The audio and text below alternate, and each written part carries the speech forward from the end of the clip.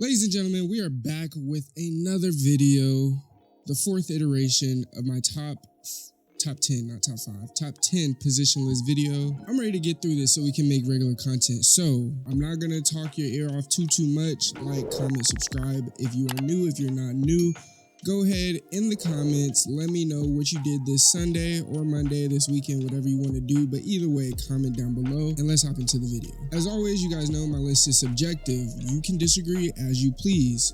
I don't care because it ain't going to change my list. But with that said, if you do disagree, go ahead and drop in the comments below why you disagree. Don't just tell me you disagree. Don't just tell me my take is stupid. Don't do those things if you're not going to give us a real take. Simple as that. Let's hop into it. At number 10, we have Aaron Gordon of the Denver Nuggets. Now, I'll be the first to admit, Aaron Gordon is one of the weakest on this list with regard to his counting stats. With that said, anyone that does watch the Denver Nuggets, we do know he likely plays his role the best of anybody on this list, aside from maybe Giannis Antetokounmpo. This season was one of those years where you truly saw his importance to the Nuggets in his role with a struggling Jamal Murray and a team who lost a couple of pieces that were integral to their championship a few years ago. Aaron Gordon was integral as an elite defender with crazy strength, athleticism, and with the best passer in the league alongside him, hovering the dunker spot, quickly being ready to finish unorthodox passes that sometimes look like a floater from Jokic. Aaron Gordon can guard just about every single position. He also helps in masking some areas Jokic is weak in on the defensive side of the floor, while Jokic complements his weak points on the offensive end. One thing about the Denver Nuggets is that their whole roster is meant to complement each other, and that's one thing I love about Aaron Gordon in his game. He complements his front court running mate in Jokic in the things that he's strong at, while the things that Jokic is strong at, he's not very strong at, but it still makes for a very cohesive unit. If Aaron Gordon wasn't on this team with the role that he has and doing the things that he does and being such a great fit with the Nuggets, I'm not sure that I even consider him to be in the top 10. But to me, he's shown me a lot, especially last season where he grew immensely. He started to shoot the ball a little bit better. Well, I wouldn't say a little bit better, probably a little bit more. And of course, he's going to come along. The more he shoots, the more confident he gets. Of course, he was only a 30% three-point shooter last year in the 73 games that he played. But again, the fact that he's shooting them shows that there is a growth in confidence coming. And as you guys have seen on the channel, if you're not new, I hope you're not, I consider confidence to be one of the biggest portions that comes with shooting. At number 9, I have Julius Randle, who is now a Minnesota Timberwolves as opposed to the Knicks that he was on last year. Julius Randle's season was ended early in 46 games due to some tough injury woes. And to be fair to Julius, it looked like he was gonna have a special season last year for the Knicks. He was just one of 5 players last season to put up 24, 9, and 5, with the other 4 being Giannis, Jokic, Luka, and Embiid, aka 4 MVP candidates. Now with Jalen Brunson coming into town and coming into his own while Randle being out, the Knicks started to turn their roster over and it turned into the Nova Knicks in real time. Now during the writing of this video, Julius Randle and the cat trade hadn't occurred yet. So of course, like I did in the shooting guards video, I'm gonna freestyle a little bit. Of course, the Knicks fell in the second round last year. Julius Randle wasn't very available. As soon as I saw those moves made last trade deadline, I immediately assumed Randle would be out of there if this experiment ended up working. And I think it's fair to say it did work to some degree, to the point where now the Knicks front office is ready to go forward with this now foundation of a unit that they have. Unfortunately, that's not really a knock on Julius Randle, because while Julius Randle is still an amazing offensive player, a hard-nosed defensive big, I think he just didn't really fit with his new Knicks team. And in some cases, I just think you know when an era is over for a certain team and a certain player in that uniform. Now, I'm a firm believer that Ant and Julius Randle's duo will be very underrated this season. We've already seen in the second game where Julius Randle dropped 30 points. I think this will be not necessarily a match made in heaven, but it will be a very good, cohesive matchup because both of these guys are no excuse, hard-nosed, two-way players that love the game of basketball, and it shows with how they play. So I do believe that the Timberwolves, I don't know if they will necessarily be better going forward. I still think Julius Randle will provide some type of value to this team to the point where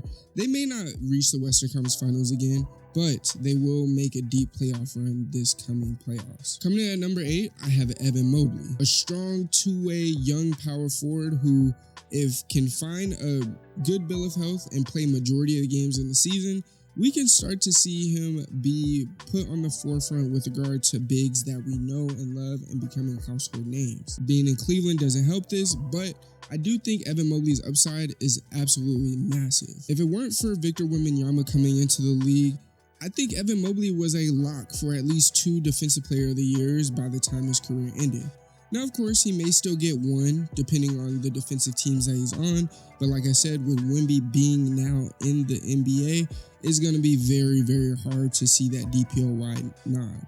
Now, of course, he's going to compete for it, but again, it'll be tough. The 23-year-old forward has been in the league for around 3 years now, and while his numbers have pretty much stagnated since his rookie season, hovering around 15-9, he's only at number 8 on the list for this reason, but there is reason to believe he will get better. It's unfortunate, but the numbers show that the Cavs last year were worse with Evan Mobley on the floor. I think he still has a ton of potential to become one of the greater bigs in this league, especially on the defensive end. He was locked up long term, and his game benefits from his length on defense, quickness, shot blocking ability, and he's even becoming a more skilled shooter than what he was before, whether this is a set shot or off the dribble. Personally, I'm expecting a major jump from him this season, especially being that the Cavs are going to need it, especially if they want to compete in the playoffs. And if it doesn't come, I'm going to be honest, I'm going to be highly disappointed, and it might drop him a little bit lower on the list. But with that said, I do have Evan Mobley at number 8.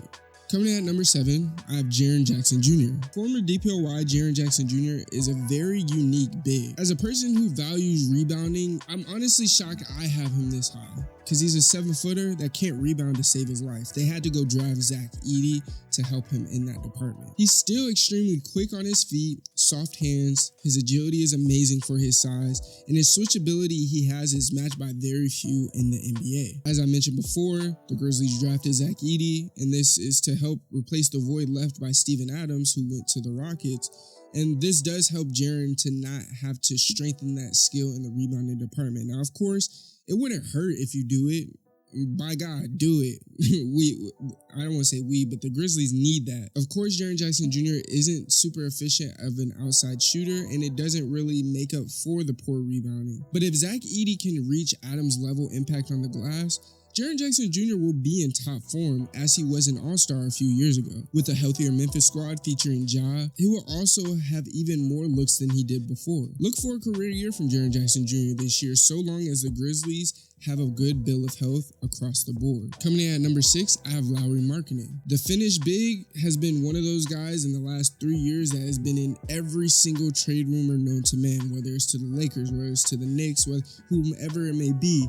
And this offseason, he dispelled all of the trade rumors, all of the, assumptions that a trade was going to happen by signing a long-term deal with the Utah Jazz, who I might add, I don't know if they're doing much with regard to winning, but it does seem that they have a nice little culture that they're building over there. Lauri is just one season removed from his All-Star season, and of course, last year things sort of fell apart for the Jazz, going 31-51, seeing Lauri in just 55 games. Of course, Lauri was still impressive and is showing, putting up 23-8 on nearly 40% shooting from 3. Markkanen is weaker on the defensive end, but the 27-year-old is an elite face-up floor spacing floor that will continue to grow into a dog and the number 1 option for the Jazz. I especially love the marriage of him, Clarkson, and Keontae George as a trio. And personally, I'm very excited to see what they do. Now, of course, Keontae George is going to be going through a little bit of some growing pains, but he will come along. And the Finnish big man will no longer be eligible to be traded for all of next year. So the Jazz fans can look forward to their star hooping, being there for good, and not being thrown into trade rumor talks. Coming in at number 5, I have Karl Anthony Towns, the big bodega, as some people are calling him now that he is a New York Knickerbocker. It's funny because as I was writing this, I was looking at Basketball Reference for Cat's stats, and it's very hard to believe he's been in the NBA for damn near a decade, which I'll be honest, kind of makes sense why the Minnesota Timberwolves traded him a little bit, but we'll get into that a little bit further. It was just astonishing to me that he's been in the league for a decade. It doesn't really feel like it. He feels like one of those young guys still, to be completely honest. To add context to this, the big man has been in the league so long that he's played with Kevin Garnett, Tayshaun Prince, and even Kevin Martin, which is insane to think about, especially playing with Tayshaun Prince. Like, that's one that I'm sure many don't really think about. Now, regarding his game, Towns remains one of the better big men in the NBA. Though it could be seen as a disappointment, he isn't further along in his career by now. He was a Timberwolf. No, I'm joking. I'm not gonna put that on Minnesota. It's Cat's fault. Now, I will say this. I think part of it does go to blame for the Timberwolves and the fact that this is probably the first time they've ever really been ready to compete while he's been on their team. So I can say that's not really an issue or a knock on Karl Anthony Towns. Now, honestly, I think we got what we got from Cat. He's not gonna get much better from where he is now. But that's okay, because after being traded to the Knicks needed a guy like Karl Anthony Towns. Now, of course, Julius Randle was great on the defensive end for them, but I believe Julius Randle was a lot more streaky than what Cat is as a shooter, and I think this is something that'll help them going forward, especially as a team that is already taking pride on the defensive side of the ball. Cat not being the best defender won't hurt them so much, especially if his offense is coming along. Now, of course, with this list, you guys know some of these players are very interchangeable, and in this case, I think Cat is interchangeable with number 4, and my number 4 player is Pascal Siakam. So if you tell me you have Cat above Pascal, I'm not mad at it. I just want to make that clear right now. I do not think one is that much better than the other. I just think with regard to last season, I liked Pascal's game a little bit more, especially after being traded to the Pacers. But again, at number 4, I have Pascal Siakam. Now, Pascal, he's a complete ball of energy. He brought the definition spark plug to the NBA forefront once again. Pascal Siakam enjoyed a solid half-season debut with the Pacers after a mid-season trade from the Raptors. With Indiana, he put up 21 points per game, 8 rebounds, on 55% shooting and just under 40% from deep. Siakam also played a huge role for Indiana's run to the Eastern Conference Finals, putting up a 21, 8, and 4 stat line, hitting 54% of his shots. Many forget, but Siakam is a champion, and he did have some very big moments for that Toronto team that won in the championship. Of course, we remember Kawhi being the guy for carrying them to the promised land, but many forget a young Pascal really had a lot of good plays for them, a lot of timely plays for them, whether that's a transition bucket, a steal, a block. There's so many things that Pascal can help a team with, and he did the same thing for the Pacers last year. Now, personally, I'm not the biggest fan of an in-season trade due to the shakeup in team chemistry, but Pascal seemed to fit almost immediately with elite playmaker Tyrese Halliburton and floor spacing center Miles Turner. Siakam's production will only grow with Indiana, and his skills in transition as a slasher will shine with this team who loves to get out on the run, and I, for one, have been more excited to watch the Pacers even more than I was last year. Now, I will say this excitement has dwindled a little bit with the stinker of a season that Halliburton has started with, but with regard to Siakam, he's a very underrated pull-up midi guy who has the ability to hit tough shots, which helps any team that he's on, especially the Pacers. Overall, Siakam is a great fit for Indiana, and I think he'll help them stay at a high level for years to come, especially with what they got brewing in Indiana and those young guys. At number 3, I have Zion Williamson. Now, it's funny because I battled with him at number 3 and number 2, and you're going to see who my number 2 is when we get to that. But with regard to number 3, I'm going to keep Zion here, and I think it might be comfortably that, because the guy at number 2 has been showing me some things that, I like, but we'll talk about that in a second. The way Zion ended last year was arguably the best performance of his career in the play-in game against the Lakers. He went off for 40 and 11, and till this day, I am a firm believer in, as somebody who watched that game start to finish, that had he not got hurt, the Lakers would have likely lost that game and would have had to play another in-season tournament game, because the way Zion was playing was ridiculous before he went down late in that game. Now, of course, Zion finally having an all-NBA year will solely depend on his health. Now, last year, he was very healthy. He played in 70 games, and it was one of the best years of his career. Of course, playing in 70 games, that provides optimisms to the New Orleans Pelicans fan base, and I think he's going to be able to see that through this year as well. And Zion has only polished his game since being in the NBA, even though he hasn't played too many games. And this year, if we can see him keep a clean bill of health, I think he would genuinely be one of the best in the league, potentially vying for all NBA third-team honors. At number 2, I have Paolo Banchero. And of course, as I mentioned before when I was talking about Zion, I battled between putting him and Zion at number 2, but after this start to the year and even the offseason, seeing some of the workouts that Paolo had, it just made me much more excited for him, the outlook of the Magic as a whole, and even being able to upgrade his game. The acquisition of KCP, I think, helps a lot because it spaces the floor so much more in a way that wasn't really happening when you had Markelle Fultz on the team. Now, of course, Paolo is another Dookie, former number 1 overall pick, just like Zion. But again, I think he surpassed Zion this past year in my humblest of opinions. Now, Paolo has a unique game, one that has drawn a bunch of comparisons. There's a lot of people saying he plays like LeBron. I don't quite agree with that. I did early on, but the more I watched him, I didn't really see it too much. But, you know, after a convo with a couple of my Twitter followers and mutuals, shout out to Rignos Hoops and Jacob Blocks. I appreciate y'all. Y'all are cool people. I was on Jacob Blocks' channel not too long ago also, so, you know, if you want to collab again, just let me know. But with that said, I'm going to digress. And we talked about how, you know, we see a lot of Paul Pierce. We see a lot of early Melo. And just a culmination of a bunch of legends like T-Mac, Paul George, and other players within his game. And it's great to see because he has a 6'10" frame, 250 pounds, and he has touch and finesse both at the rim and as a shooter. He's an elite face-up tough shot maker, a spot-up shooter, and even an elite rim attacker, which is one of those things that we don't see from many of the newer age players. Paolo already has a very high basketball IQ. He's a solid playmaker and rebounder as well. And in the first couple games of the season, he's clearly shown he's gotten better in those areas. One place I would like to see him get it better at is how he tends to settle a little bit when he shoots, but that comes along with age. And I think this year, he's going to smooth that out a little bit. Of course, I think this overall for the Magic is a year where they take that king sort of leap that we saw in 2023, and Paolo will be at the head of all of that. A bully ball guy that really only needs to improve his three-point shooting, and he'll be an absolute superstar in this league if he isn't already. Now, mentioning Zion as I did before, I really only have him above due to that durability. In any sport, professional-wise, availability is your best ability.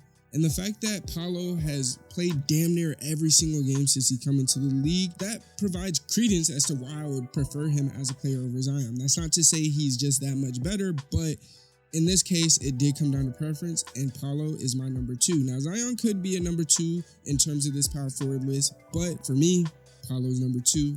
And again, if you say Zion's number 2, cool, that's fine. I don't agree, but cool. We're going to move on to number 1. And of course, y'all know, that is Giannis Antetokounmpo. I forgot who said it like that, but I think I'm going to say it like that for the rest of the season. We already know who Giannis is. And it feels like with all these lists, I don't really have to explain the top 2 or sometimes in some cases the top 3 because we know how good those guys are. We know, 9 times out of 10, they're the consistent number 1, number 2, number 3. And in this case, I'm very, very confident in saying Giannis is probably the consensus number 1 power forward in the NBA. If Giannis' career ended it today, he'd be a first ballot bona fide Hall of Famer. He finished 4th in MVP voting last year. He earned all NBA first team honors while putting up monstrous number, which already adds to his resume of a DPOY, 2 MVPs, 8 All NBAs. Oh, and of course, he's an NBA champion with Finals MVP to his name. He brought the Bucks a championship. The Milwaukee fucking Bucks. Like, let's really think about that. And even just at age 29, because I think we forget, Giannis is still pretty young. He's only 29. I personally have Giannis in my top 30 of all-time basketball players. And this is coming from a guy who hated Giannis for his first couple years because I don't like the run and dunk kind of guys. I don't like that player. I'm more of a finesse guy. I'm more of a skill guy. I'm a Kobe fan at the end of the day. So with that said, me saying he's in my top 30 all time, it's saying a lot. Of course, if his career continues on the same path it's on, he's quickly gonna reach that top 15 on my personal list. Speaking of, because we're about to end the video anyway, if you guys want a current top 50 or even an all-time top 50 list, let me know in the comments below because I have been thinking about dropping that list. I do come up with the list every year. I just don't really make a video of it because it's one of those things where I feel like people don't want to watch that long of a video, but now I'm saying it, fuck y'all opinions, I'm about to drop it anyway. We're about to come up with that list. But I'm going to come up with that list at the end of the season as opposed to the beginning of the season so that we can kind of, talk about how these people made it to this point on the list. Because, some people can drop, throughout the season. But I digress and say 2025 should be a huge year for Giannis, especially with a bit more chemistry with Dame now that they're able to set it in after that mid-season trade. And I think it's going to be a great year for them. They're going to have a deep run in the Eastern Conference postseason. I don't think it will be a year like they had last year. And overall, Giannis is a threat to get another ring so long as the supporting guys can, come along. Because we already know guys like Bobby P be taking shots they shouldn't be taking. We see, Taurean Prince, who came to the team, he's shooting lights out. They lost Malik Beasley and a couple other guys. So we're going to see how that comes to fruition. But I do have the Bucks as one of those teams where we're not really talking about them, but they are a championship contender in the NBA. If you made it this far into the video, first of all, I appreciate you. If you haven't subscribed already, please make sure to do that. Like the video, push into the algorithm a little bit. And I'm going to be honest, I'm glad I'm almost done with these top 10 position list videos. While I do love doing the top 10 videos, I feel like they're very repetitive. I feel like I'm not talking basketball the way I want to talk about it. So I'm glad this Power Forwards list is done. We got the centers coming out next, and then it's back to regular scheduled programming. I got some Wemby videos coming out. I got a Joel Embiid video coming out. I got another Mavericks video coming out. Even though I told you guys, be scared of the Mavericks, I got to drop it again, or not that same video, but we got to talk about them again because I'm going to explain how what I said in the offseason came to fruition. But that's all I got for you guys in this one. This has been my top 10 Power Forwards list going into 2025. Of course, like I said already, like, comment, and subscribe if you're new. If you're not new, hey, welcome back to the channel. We dropped another video. I'm going to see you guys in the next one. It's your boy TB with the greatest hoop stories and debates on the tube, and I'm out. Peace.